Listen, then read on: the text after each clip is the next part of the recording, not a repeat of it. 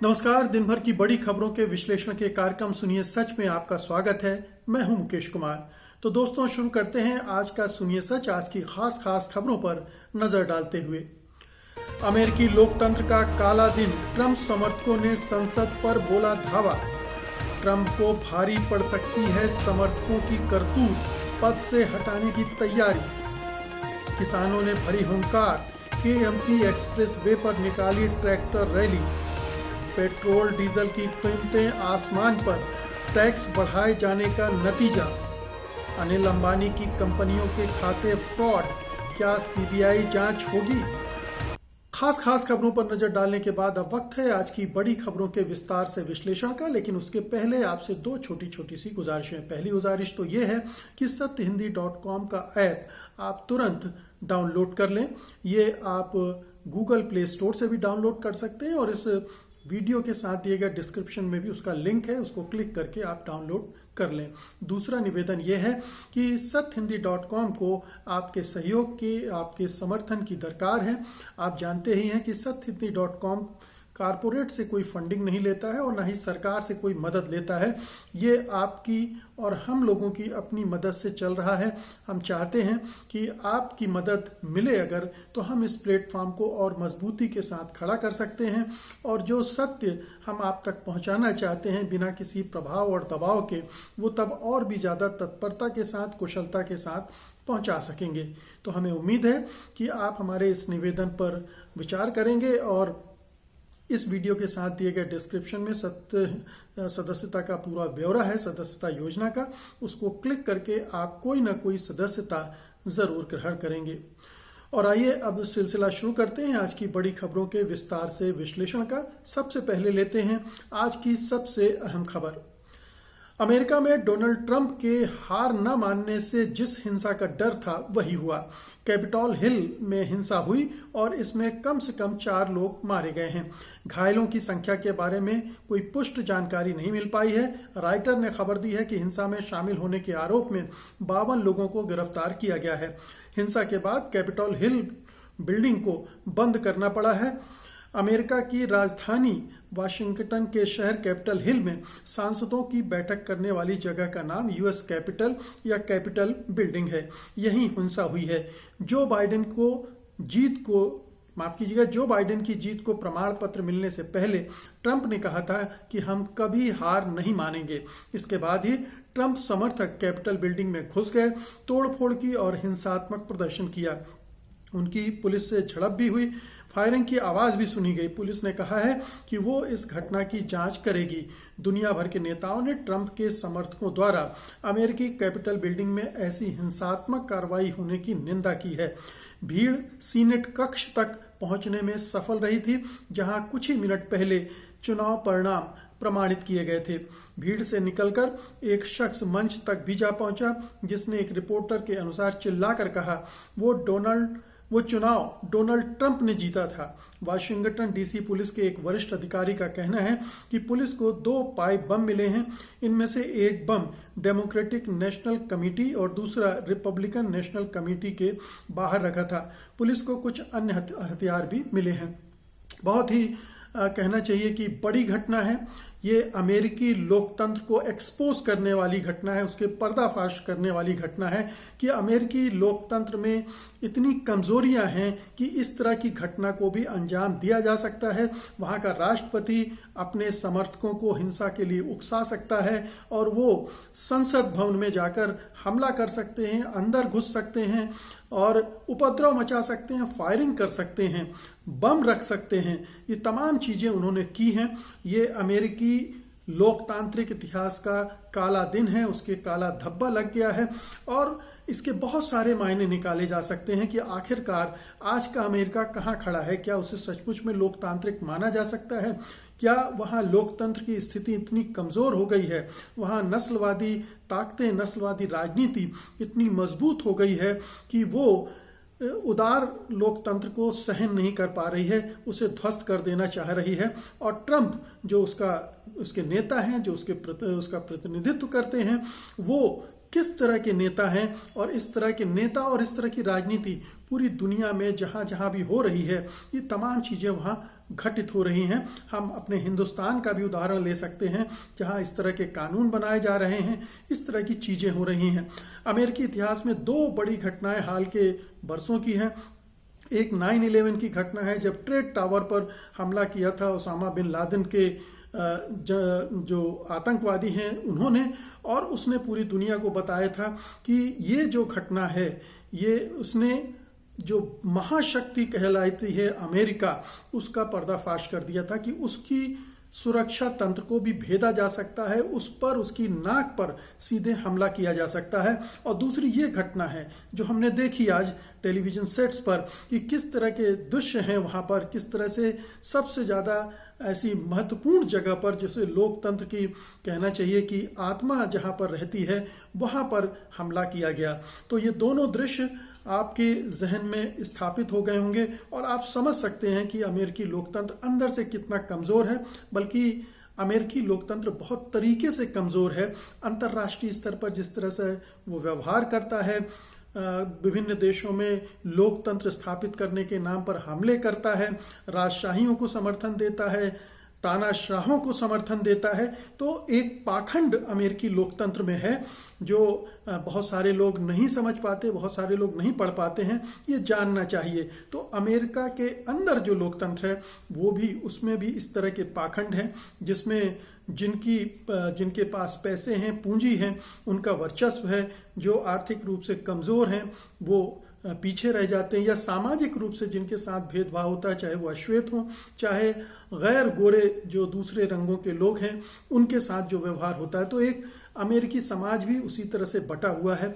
और ये दुर्भाग्य है कि जब पूरी दुनिया में लोकतंत्र कमज़ोर हो रहा है, हर जगह ट्रंप के क्लोन स्थापित हो रहे हैं और वो इसी तरह की हरकतें कर रहे हैं, इसी तरह से अल्पसंख्यकों पर हमले करवा रहे हैं, उदारवादियों पर हमले करते हैं, वामपंथियों पर हमले करते हैं, और ये दम भरते हैं कि वो लोकतांत्रिक हैं। तो ये एक जो झूठ है, एक जो मिथ्या है, जो छलावा है, उसको समझने की ज़रूरत है। और आज जो कुछ भी अमेरिका में हुआ है वो हमें यही समझने के लिए प्रेरित करता है। अगली खबर लेते हैं। हिंसा, गोलीबारी और संसद परिसर, कैपिटल बिल्डिंग में घुसकर तोड़फोड़ करने के डोनाल्ड ट्रंप के समर्थकों की करतूतों के बाद राष्ट्रपति ने अपरोक्ष रूप से ही सही अपनी हार मान ली है।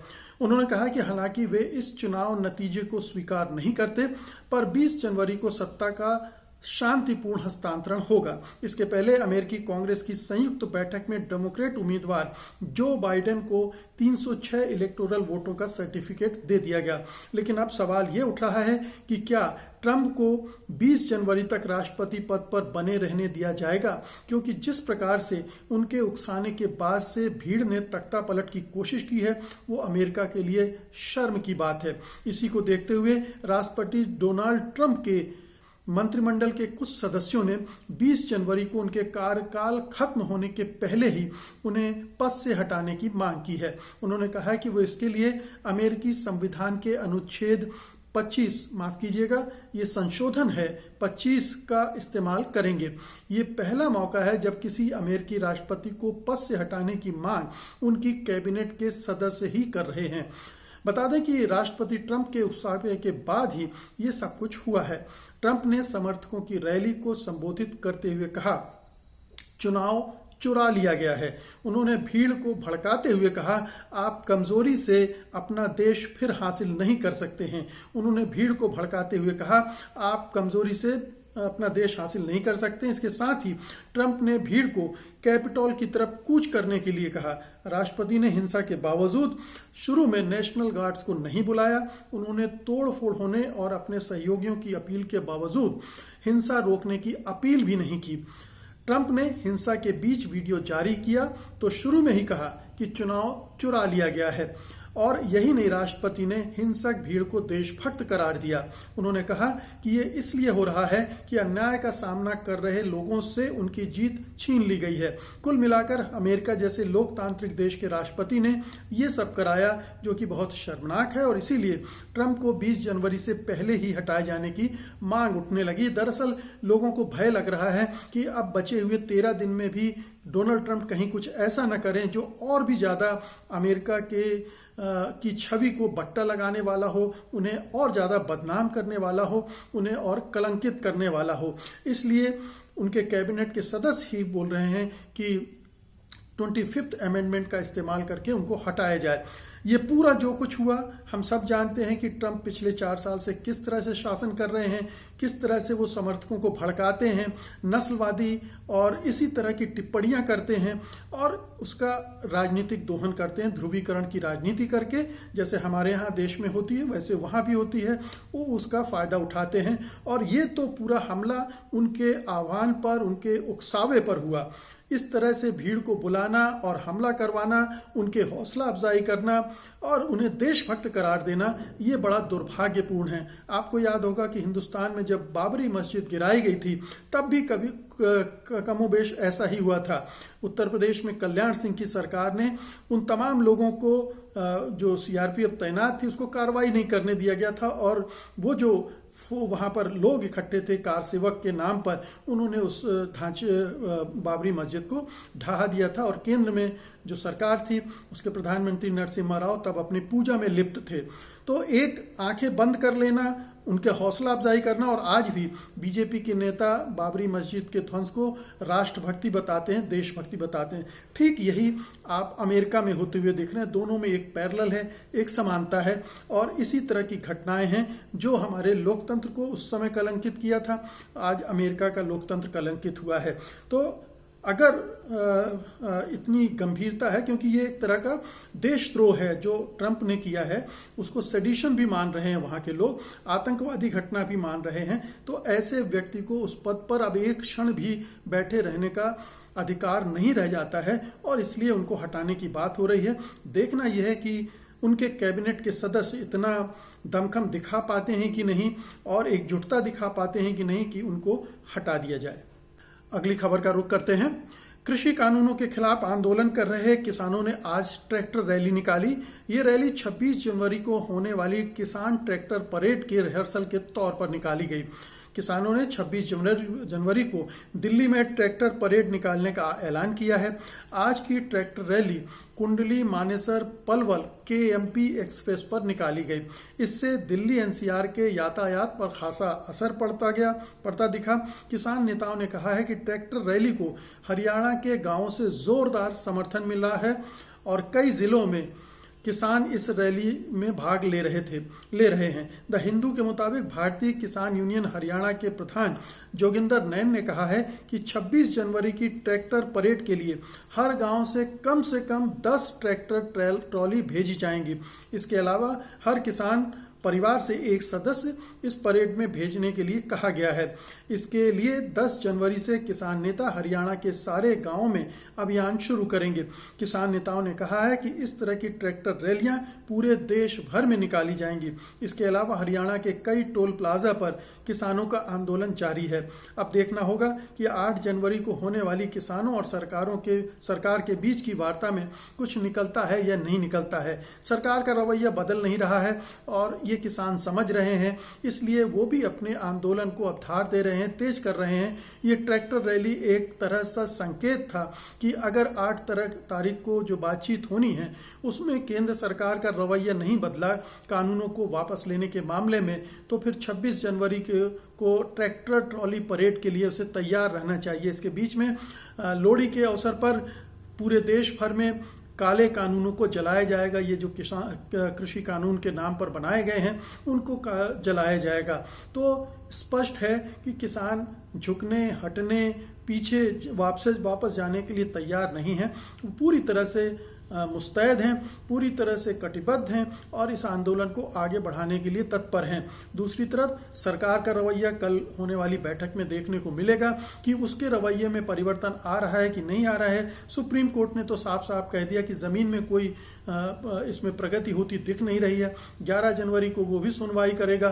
तो एक दबाव सरकार पर बन रहा है और उसको अपने रवैये को बदलना चाहिए, क्योंकि इसे अब वो जिस तरह से उसने सीए के खिलाफ वाला आंदोलन दबा दिया था, क्योंकि उसमें मुसलमानों की भागीदारी ज़्यादा थी और उसका मुसलमानों के प्रति अतिरिक्त प्रेम है, तो उनको दबाने के लिए वो किसी भी स्तर तक चली गई थी। और उत्तर प्रदेश में तो खैर जो हुआ वो सब हम सब जानते ही हैं। लेकिन ये किसानों के मामले में अगर उसने ताकत का इस्तेमाल किया तो उसके बहुत खिलाफ जा सकता है। इसलिए ट्रैक्टर रैली को बहुत ही सावधानी से समझना चाहिए सरकार को और उसके हिसाब से व्यवहार करना चाहिए।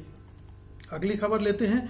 अनिल अंबानी की कंपनियां फिर मुश्किल में हैं। अब स्टेट बैंक ऑफ इंडिया ने जो कहा है उससे अनिल अंबानी की कंपनियों के खिलाफ सीबीआई जांच की संभावना भी बन रही है। ये इसलिए कि इन कंपनियों पर धोखाधड़ी के आरोप लगे हैं। दरअसल स्टेट बैंक ऑफ इंडिया ने हाल में दिल्ली हाईकोर्ट से कहा है कि अनिल अंबानी की कंपनियों रिलायंस कम्युनिकेशंस, रिलायंस टेलीकॉम और रिलायंस इंफ्राटेल के खातों को फ्रॉड यानी धोखाधड़ी घोषित किया गया है। इस पर कोर्ट ने बैंक से उन खातों की यथास्थिति बरकरार रखने को कहा है। बता दें कि रिजर्व बैंक के नियम के तहत एक अवधि के लिए भुगतान के डिफॉल्ट होने पर एक खाता नॉन परफॉर्मिंग एसेट में बदल सकता है। इसके बाद बैंक इन खातों पर माफ कीजिएगा फॉरेंसिक ऑडिट करते हैं और अगर ऑडिट में धन के गलत इस्तेमाल, धन के डायवर्जन, धन की निकासी आदि का पता चलता है, जो कि सभी गैर कानूनी गतिविधियां हैं, तो खाते को फ्रॉड के रूप में रखा जा सकता है। नियमों में यह भी कहा गया है कि यदि धोखाधड़ी में शामिल राशि 1 करोड़ से ऊपर है तो बैंक को सीबीआई के पास शिकायत दर्ज करनी चाहिए। यदि राशि 1 करोड़ से कम है तो स्थानीय पुलिस इस मुद्दे की जांच करती है। बता दें कि पिछले साल फरवरी में रिलायंस कम्युनिकेशंस ने खुद को दिवालिया घोषित करने की न्यायिक प्रक्रिया शुरू करने का फैसला किया था। दिवालियापन के लिए आवेदन देते समय लेनदारों ने दावा किया था कि रिलायंस कम्युनिकेशंस पर 49,000 करोड़, रिलायंस इंफ्राटेल पर 12,000 करोड़ और रिलायंस टेलीकॉम पर 24,000 करोड़ रुपए का बकाया है। तो अनिल अंबानी की ये हालत, खस्ता हालत पिछले कई सालों से है। वो अपनी कंपनियों को संभाल नहीं पा रहे हैं और लगातार दिवालिया होते जा रहे हैं। उनके भाई ने भी उनकी मदद करने की कोशिश की, लेकिन उसका भी कोई लाभ नहीं हुआ, क्योंकि बहुत गहरे जाकर वो कर्ज के उसमें दब गए हैं और अब वो दिवालियेपन की कगार पे हैं। लेकिन देखिए, उनके मित्र राजनीति में भी हैं और वो उनकी मदद करते रहते हैं। जैसा कि राफेल डील में उनको शामिल करके किया गया था, उनको बड़ी मदद पहुंचाने की कोशिश की गई थी, जबकि उस समय भी उनके पास ना तो कोई कंपनी थी, ना धन था, ना कोई तजुर्बा था। तो सरकार उनको अगर बचाने पर आती है तो इसमें भी कोई रास्ता निकाल ही लेगी। अनिल अंबानी मुकेश अंबानी के भाई हैं, आप जानते ही हैं। तो ये इन घरानों से हमारे सरकार का, हमारे प्रधानमंत्री का बहुत नज़दीकी रिश्ता रहा है, अपनापा रहा है। इनको सहयोग करती रही है, उनकी मदद करती रही है और उनके मदद से वो सरकार भी बनाते रहे हैं। तो ये मिला जुला खेल है इनका। अब इसमें अनिल अंबानी के खिलाफ सीबीआई जांच हो, जांच के बाद उनकी गिरफ्तारी, उनको जेल भेजा जाए, ये सब एक लंबी प्रक्रिया में उलझाया जा सकता है और उन्हें बख्शा जा सकता है। तो ये तमाम तरह की चीज़ें हैं जो इस पूरे प्रकरण से जुड़ी हुई हैं। इसलिए बावजूद इसके कि उनके कई खाते फ्रॉड में तब्दील कर दिए गए हैं, फ्रॉड की कैटेगरी में रख दिया गया है, उनके खिलाफ क्या होगा इसको लेकर अभी निश्चित तौर पर कुछ नहीं कहा जा सकता। और अब आज की अंतिम खबर लेते हैं। 2014 के लोकसभा चुनाव से पहले पेट्रोल डीजल की कीमतों को लेकर तत्कालीन यूपीए सरकार पर बरसने वाली बीजेपी और हमारे प्रधानमंत्री नरेंद्र मोदी के राज में ईंधन के दाम आसमान छू रहे हैं। गुरुवार को मुंबई में पेट्रोल 90.83 रुपए यानी करीब 91 रुपए प्रति लीटर और डीजल 81.07 रुपए यानी 81 रुपए 7 पैसे प्रति लीटर की कीमत पर बिका, जबकि दिल्ली में पेट्रोल 84 रुपए 20 पैसे और डीजल 74 रुपए 38 पैसे प्रति लीटर की कीमत पर बिका। राजधानी में पेट्रोल की ये अब तक की सबसे ज्यादा कीमत है। गुरुवार को दिल्ली में पेट्रोल की कीमत में 23 पैसे और डीजल की कीमत में 26 पैसे की बढ़ोतरी की गई। इससे पहले दिल्ली में 4 अक्टूबर 2018 को पेट्रोल 84 रुपए और डीजल 75 रुपए 45 पैसे प्रति लीटर तक पहुंचा था। मुंबई में 4 अक्टूबर 2018 को पेट्रोल की कीमतें 91 रुपए 34 पैसे प्रति लीटर तक पहुंची थी, जो सबसे ज़्यादा थी। हालांकि सरकार ने पेट्रोल और डीजल की एक्साइज ड्यूटी में एक रुपये 50 पैसे प्रति लीटर की कटौती की है, लेकिन साल 2020 के मार्च और मई में सरकार ने पेट्रोल और डीजल में क्रमशः 13 और 15 रुपये प्रति लीटर की बढ़ोतरी की थी। इससे उसे 1,06,000 करोड़ के अतिरिक्त राजस्व का फायदा हुआ था। मई 2020 के बाद पेट्रोल की कीमत में 14 रुपये 54 पैसे प्रति लीटर और डीजल की कीमत में 12 रुपये 9 पैसे प्रति लीटर की बढ़ोतरी हुई है। मोदी सरकार के दूसरे कार्यकाल में एक ऐसा दौर भी आया जब डीजल का दाम पहली बार पेट्रोल से ज़्यादा हो गया था। ऐसा जून 2020 में हुआ था। कांग्रेस ने पूछा था कि जब अंतर्राष्ट्रीय बाजार में कच्चा तेल यानी क्रूड ऑयल $107 प्रति बैरल पर था, तब भारत में पेट्रोल 71 रुपये 41 पैसे और डीजल 55 रुपये 49 पैसे का मिल रहा था। और जून में जब क्रूड ऑयल का दाम 42 रुपये 41 पैसे $42.41 प्रति बैरल था, तब पेट्रोल 79 रुपये 76 पैसे और डीजल 79 रुपये 88 पैसे पर बिक रहा था। आखिर ऐसा क्यों है? पूरी लूट मची हुई है। साफ तौर पर यही प्रधानमंत्री, यही बीजेपी यूपीए सरकार पर हमला करते थे और ये दावा करते थे कि अगर वो सत्ता में आ गए तो पेट्रोल की कीमतें 45 रुपये हो जाएंगी और 40 रुपये के आसपास डीजल हो जाएगा। और आज उससे दोगुनी कीमत पर हमें डीजल पेट्रोल खरीदना पड़ रहा है। तो ये दो मुही बातें, ये पाखंड, चुनाव जीतने के लिए कुछ और कहना, कुछ और वादे करना और सत्ता में आकर इस तरह से आम जनता को की गाढ़ी कमाई को लूटना, ये अपने आप में बताता है कि इस सरकार का चरित्र क्या है और प्रधानमंत्री जो बोलते हैं उनकी कथनी और करनी में कितना फर्क है। सरकार ने लगातार टैक्स बढ़ाए हैं जिससे उसकी कीमतें बढ़ती जा रही हैं, जबकि अंतर्राष्ट्रीय बाजार में क्रूड ऑयल की कीमत घटती गई है। हालांकि दोबारा फिर बढ़ी हैं, लेकिन वो उतनी नहीं बढ़ी हैं जितनी यूपीए के दौरान बढ़ी हुई थी। तो यूपीए के दौरान अंतर्राष्ट्रीय बाजार में क्रूड ऑयल की कीमत ज़्यादा थी, इसलिए वो उस समय वो कीमत भी ज़्यादा थी। हालांकि तब की सरकार भी बहुत ज़्यादा टैक्स ले रही थी और अब इस सरकार ने और भी टैक्स बढ़ा दिया है और उससे वो खूब धन कूट रही है। और जाहिर है कि इससे उनके अपने जो मित्र हैं, जो पेट्रोलियम के कारोबार में हैं, पेट्रोल डीजल का कारोबार करते हैं, उनको भी बहुत फ़ायदा हो रहा है। तो उनको फ़ायदा पहुंचाने के लिए भी इनकी कीमतें नीचे नहीं आ रही कि अगर ये कीमतें नीचे कर दी गई तो उनका पेट्रोल और उनका डीजल भी सस्ता हो जाएगा। तो अपने मित्रों को फ़ायदा पहुंचाने के लिए और हम आपको लूटने के लिए ये तमाम प्रबंध सरकार ने किए हैं। और इनका असर केवल हमारे स्कूटर कार चलाने पर ही नहीं हो रहा, बल्कि पूरी अर्थव्यवस्था पर हो रहा, पूरी महंगाई पर पड़ रहा है।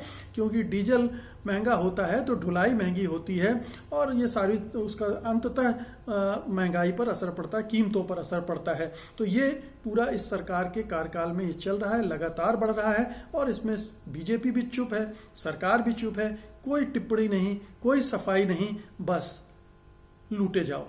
आम जनता बेचारी हाय हाय कर रही, हाहाकार कर रही। तो दोस्तों, ये थी आज की खास खबरें और उनका विश्लेषण। उम्मीद है कि आप इसे पसंद करेंगे और इस वीडियो को लाइक करेंगे, शेयर करेंगे। अब मुझे अनुमति दीजिए, कल मैं फिर हाजिर होऊंगा कल की खास खबरों के साथ उनके विश्लेषण के लिए। लेकिन जाते जाते आपसे फिर से वो दो निवेदन कर दूं कि सत्य हिंदी का ऐप तुरंत डाउनलोड कीजिए और उसकी सदस्यता भी तुरंत ग्रहण कीजिए। अब मुझे अनुमति दीजिए, नमस्कार। सत्य हिंदी का ऐप डाउनलोड करें गूगल प्ले स्टोर पर।